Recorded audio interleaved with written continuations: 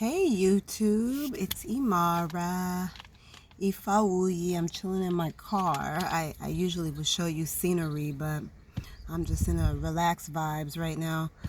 And I wanted to make this little video. I've had such a powerful I would say 6 weeks or so. I've kind of been laying low mostly from YouTube, just doing videos here and there because I've been focused on a yoga training that I'm in. It's really interesting. I found out about what they call it BLM yoga training, which I'm not into any of that, but I am definitely black, supposedly. I'm definitely melanated. So I was like, well, it sounds like an opportunity to me. So it was the BLM yoga training, donation based. It ended up, the first one was 100 hours, but then there was an option to kind of add on another 100 hours to put us at 200, which allows you to officially teach. And what a journey. I never expected I would be in a yoga training in the middle of all this chaos and fiasco with, the so-called virus and all of that stuff. But I did. I fell into this opportunity and it's been really beautiful. I have been studying rocket yoga. Well, initially it was rocket, which is kind of like a variety of Ashtanga, which is kind of like a real traditional form. I don't know how anatomically sound it is. I never was really into Ashtanga. I never really enjoyed it in my yoga practice and when I would be training and taking classes in the past. Rocket was cool, but it's still, what I like about it is that it allows people who want to get to a point where they're very comfortable in their practice and the flow and able to do things that are a little more challenging, like inversions where you're going upside down and stuff like that. It kind of really pushes you and encourages you in that way. So I love that, and it has made me more kind of sprightly in my practice. So I love that. But as we went into the next aspect of the journey, which was the additional 100 hours with a woman named Davina Davison, that's when I really, really felt like, okay, I'm really in a yoga training. And even though I've been training for about 7 weeks. We took a couple weeks off. Her training, yoga with Davina, has been about 2.5 weeks now. And wow. Life-changing experience. I mean, this is a sister based in Texas that is just, wow, powerful, so we have really gotten to just get into what yoga really is, which a lot of people think that it's just doing poses and stretching and feeling good in that way, but it's really, more of a spiritual path that, a lot of people, they don't like the idea of doing kind of the yoga that's popularized in the West just because it has that Indian, whatever background to it.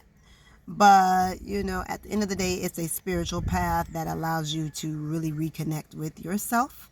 And that's what yoga means, is to link back or to reconnect with yourself and with your true nature.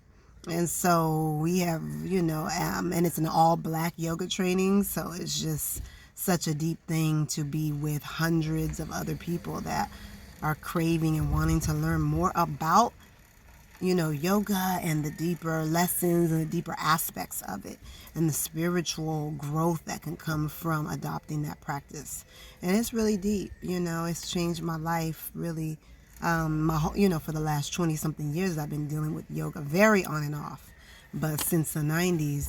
And this is the first time.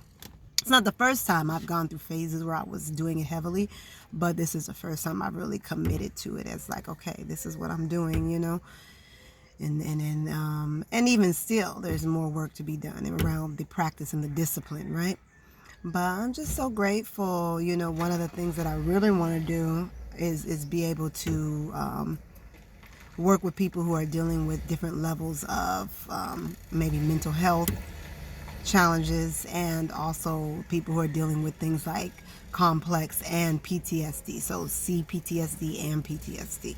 And, CPTSD you'll see with people who are survivors of things like narcissistic abuse. And just, someone, being someone who's come from, a background of, a lifelong struggles with maintaining a sense of self through, abuse in the household, abuse in the parental situation, abandonment around parents, and recreating those things as a grown person over and over again. I've had to learn a lot, and it's really a passion for me to be able to share yoga and the healing that can come from it with people who are dealing with the same. Because, I've been helping and supporting women around womb wellness for the last, 5 years or so in my business. So just, creating products that are more targeted for women. And I do some consulting and some different things to help sisters to heal themselves. But I'm also still in my own process with healing. I mean, the person that who introduced me to this aspect of this concept of healing from the womb, as a woman, is Queen Afua. And that was back in like 97 is when I kind of got introduced, when I was living in Jersey and hanging out in Brooklyn all the time, and eventually moving to New York and spending a lot of time around her temple there and all of that. And it really was life-changing, but I wasn't ready for it then, I wasn't ready to adopt all of what she was talking about. I certainly was vegan, vegetarian, and fasting and doing things like that back then, but I wasn't really ready to face and go in and face all of the trauma and the things that were impacting my own womb health. And so I did end up going to Africa soon after connecting with her teachings, maybe back in 99, and remembering a bushman who told me, there's something there, letting me know that he was sensing that there was some growths or some issues in my uterus. And, I didn't really know back then. I wasn't really, I had studied medicine in that I was really interested in trying to find ways to heal myself as a child growing up, because I had so many different challenges and stuff I was dealing with. But I didn't really have a familiarity with some of the things that he might have been talking about, even though I had learned more about things like fibroids and stuff through Queen Afua prior. But, I kind of had a sense it's probably fibroids. I really didn't even check up on it. I was like, I'll just fast and cleanse. But, all of those things are great. But at the end of the day, there's a whole spiritual, emotional, and psychological component that goes with that healing, that, you could eat, apples or eat papaya every day for, 90 days. And that doesn't mean that you're not going to have to face kind of some of the root stuff that cause those blockages, that cause that particular chakra, that energy center to get blocked, that cause these growths to grow and to proliferate in the way that they did. And a lot of times that is just doing the spirit work. And also in that work is the need to learn how to control your nature and your lower senses, to learn how to control yourself, and to sublimate all of the addictive aspects of us that make us make really bad decisions over and over again. And so I struggle with that.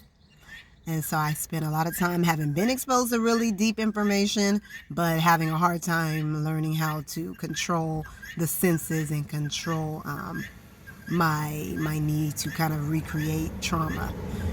And so it's really important, for women that we adopt a womb wellness lifestyle. And lately I've been really blessed. I've had a lot of women coming to me more. I've even been requested to do some events here on St. Croix. I used to do an event called In Her Alchemy. I'd done a few of them. My first one was in Florida with a dear sis of mine, Melissa Moonchild, down in South Florida. We did that. And then I did a few up in Georgia, a couple. And it was beautiful. We talked about these practices, these indigenous healing practices that women have been doing for eons, simple practices that women have been doing to ensure that everything's moving in the center, that they're not holding on to emotional toxin and stuff, because we hold so much. We hold so much in our hips. We hold so much trauma and pain and suffering in the hips, in the womb, in the pelvis. So it's really important that we address that area, whether it's through movement, whether it's through steaming, whether it's through packs and doing womb packs with castor oil, with clay, all the beautiful things that Queen Afu has been teaching us about for, decades now. And so, yeah, those are some of the things we'll be talking about. I'm considering doing some online classes and courses and kind of writing up some things now. I'm going to be doing some local things here on the Virgin Islands and just wanting to really, really get back into connecting with women more in the teachings and in the work of creating this holistic lifestyle that benefits us, that adds to our levels of energy, that adds to our health and our balance as women, that adds to us being able to be, more fertile in every aspect of our lives. It increases fertility. A lot of women are out here and are being told that they're unable to even create human life again. You know what I mean? That their womb is so-called inadequate for that.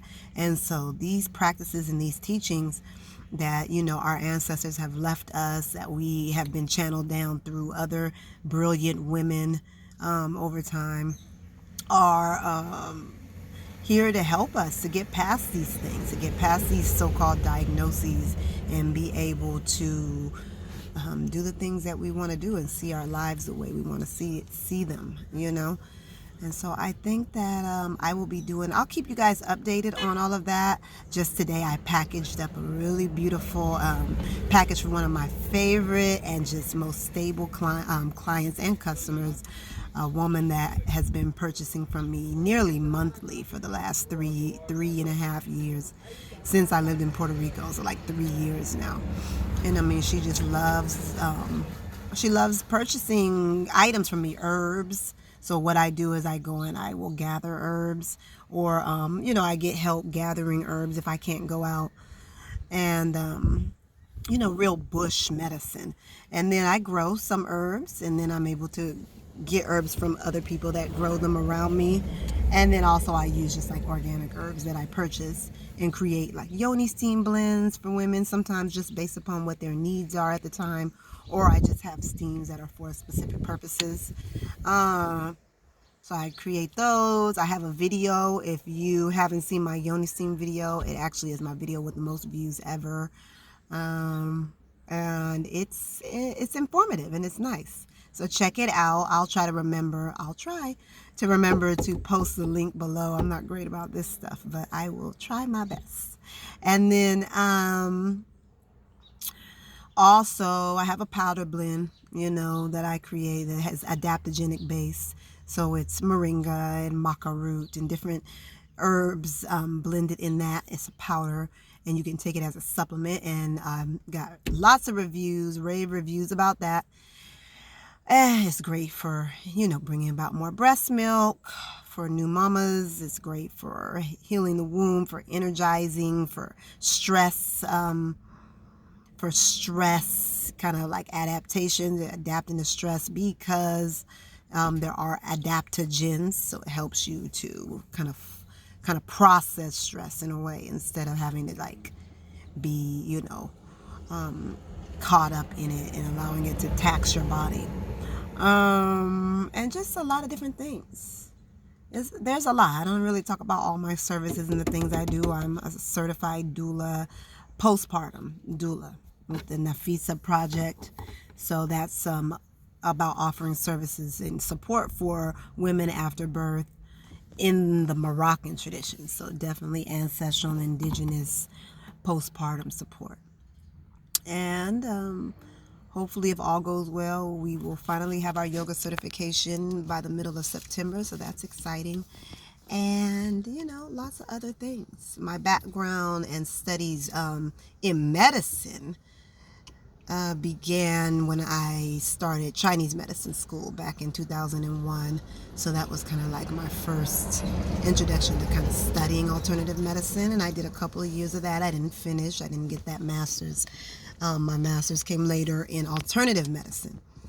So, my passion is sharing alternative ways of healing with people and just being able to connect with people in that way.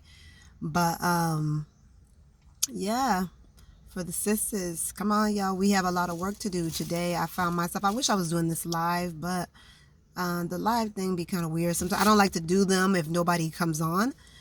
within the first few minutes, because it takes like a day for them to load. So it's just not really worth it, because to me it's old energy, or so. I don't know. I like stuff to load quicker than that. I don't know why they load so slow. But yeah, even I'm on this island of St. Croix, and it's cool. It's culturally a big difference for me. I'm not really used to certain aspects of the interaction and like the social aspect of things.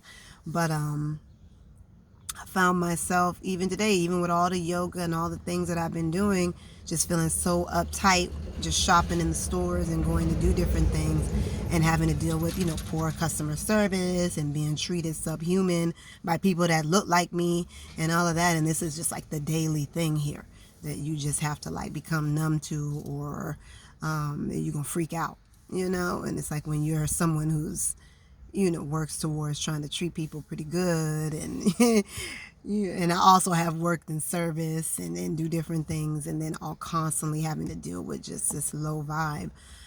It can get really challenging and test your ability to be calm and cool. So I highly suggest, things like taking adaptogenic herbs, drinking your bush teas, fasting. My fast begins again tomorrow. I'm doing some monthly fasts. But yeah, I'm really excited to share more of my journey with you all. Like I said, I'm still on my journey. It is probably never going to be complete. I started off really rough as a child, as a baby coming here, and just was not per se given all of the things that one would want in order for them to thrive in life. So there's a lot of work to do, always.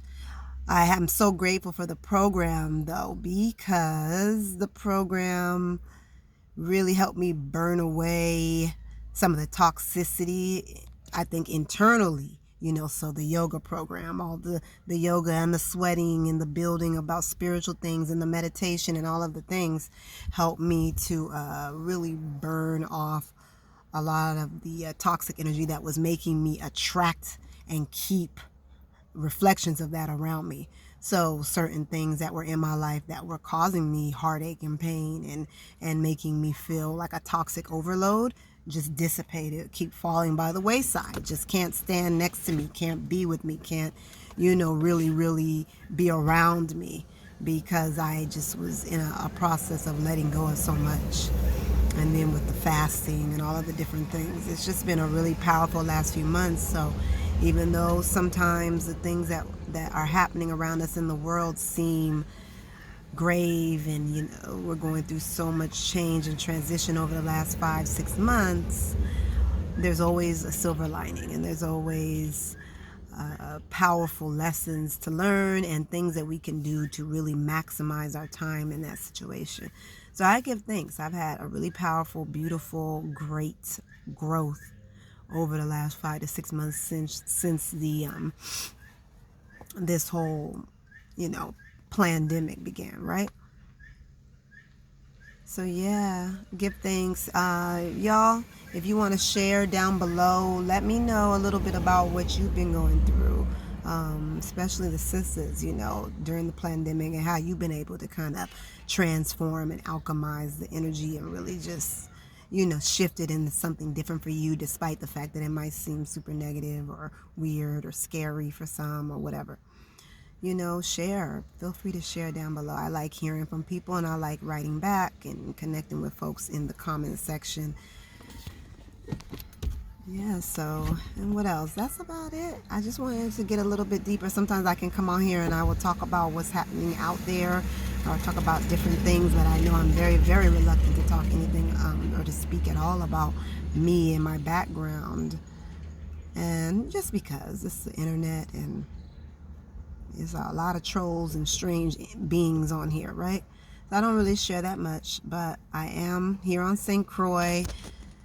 I do love supporting people and women. I'm hoping with the yoga that we'll be able to move into supporting people who are trying to heal or get through the CPTSD associated with the narcissistic abuse in particular, because that is something that's kind of close to me. I know people don't like labels and the psychological labels and stuff, but that whole energy, whether you want to call it Jezebel, whatever you want to call it, that narcissistic energy, that one that attracts empaths, that attracts people who are here to support humanity and to support other people, and just sucks that dry. I don't want to talk about that. I want to help people who are trying to get through that level of abuse, because that's abuse on a whole nother type of frequency. That's a whole nother thing. That's someone who's trying to basically suck your soul out. You know what I mean? Whatever you want to call it. And it's really important to me to be able to support people who are in recovery from that. One, because I've been there.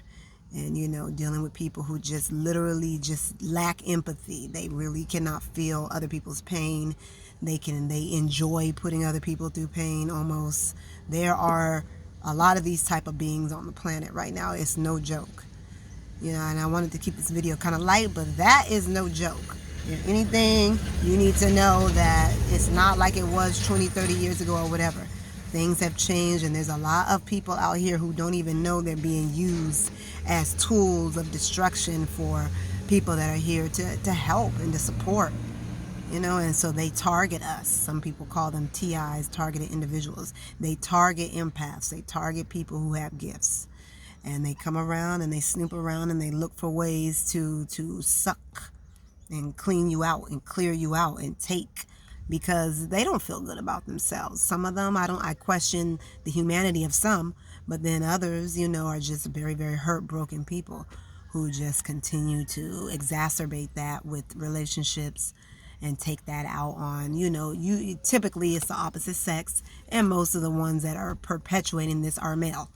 You know, that's just how that particular kind of thing works. That type of abuse is usually perpetuated by males on women. And so, and it's a deep thing, because I grew up in it. So I grew up watching this sadistic, bizarre behavior being targeted at, you know, a very loving woman. You know, and I'm thinking, how could someone who says they love that person treat them that way? And this is what I grew up, you know, in anguish and hate and anger, based upon watching a male that was just literally psychically vomiting on someone that he was supposed to love all the time. Just any little thing. And it happens every day, all day, around you, everywhere. And this is what is happening that's preventing us as melanated people, because we got this bad. We got this sickness real bad. This is what's preventing us from being able to elevate in any way. You know, because we've been through so much, and we've been colonized, and we've been enslaved mentally in every way, and enslaved physically, and just been through so much. So all that trauma is there, and it's still lodged and stuck in our DNA, and we keep recreating it, and we got all the sicknesses that the so-called, those that, you know, have been traumatizing us, all of their sicknesses, we got it worse. So I'm just saying, we have a lot of work to do, and that is how I would like to use the abilities that I'm gaining through yoga and through meditation and through breath work, which is key, everything. And I'm even starting to get deeper into coming back to an interest in pranic living, which there's a brother that I've been checking it out online, Tao, because I think Tao, Tao Lore, and he is says that he's dealing with the pranic living lifestyle. He has a sister too. I don't remember her name right now, but she also, I think it's C Bud, and she also is talking a lot on her YouTube about pranic living, and that is where you basically are, you know, dealing with more breath work, tantric breath work, and also a fluid diet. So you're not consuming to eat and to digest and go through all of that, but you're more dealing with a liquid lifestyle, and you know, maintaining your own energy through prana, through sperm retention, through retention of your own fluids, and you know, having control over the physical, having control over the senses, you know, not allowing yourself to just be so sense oriented that you are enslaved to that. And so that is something that I'm going deeper on. I have a background with someone who lived a liquid lifestyle. I don't know about all the pranic aspects of the breath work and stuff and how deeply he was into all of that. He was a martial artist, but I do know that he was definitely living off of liquids, which I was really impressed by, and it seemed to keep him very young, youthful, and healthy. So yeah, I'm interested in that. I always have been for like the last 25 years. I'm kind of tiptoeing in that direction and trying to see what that could offer me in terms of my path. So yeah, I have so much to share with you guys. Of course, I'm not going to be editing this video or doing anything like that, but I hope you all enjoyed it. I will try to remember to post my website, ourmothersway.com. I will try to post it below, and also check my videos out for the womb wellness, the yoni steam video, and I will try to post that link down below. And I might even post a link for Dowlor or his sister or whatever, just about the pranic living, just because I think right now with how things are going that we all need to be looking at elevating ourselves in a certain way as much as we can spiritually, you know. And sometimes it takes just really understanding the need to control the senses, you know. That means controlling the food, controlling the sex, controlling all of the things that we are all so driven by these days, and not controlling to be controlling, but control it because it's yours, and that thing doesn't have to enslave you, right? Like, that's yours. Like, you do that if you want to, or don't do it if you want to. And it shouldn't be a thing where you're doing it because somebody else wants you to either.